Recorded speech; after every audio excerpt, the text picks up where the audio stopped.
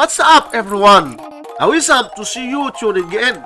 In this video right here, 217 minus 217, which equals 0, times 217 minus 217 equals 0. Now we have this problem, 0 times 0, which equals 0. But this answer is not correct, because according to the order of operations, we must do the multiplication and division, then do adding and subtraction. So first we do this multiplication, then this subtraction, and at last this subtraction. So we have first this multiplication, 217 times 217 equals 47,089. So we have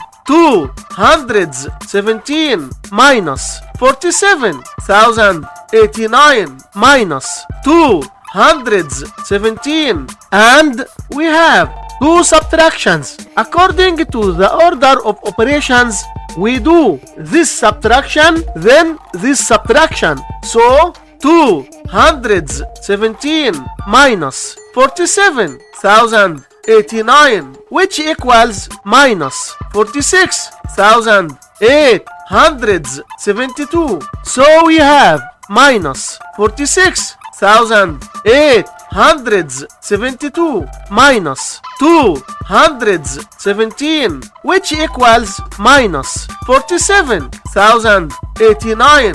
And this is our final answer for this problem. Thanks for watching. Like, subscribe, and come back for more.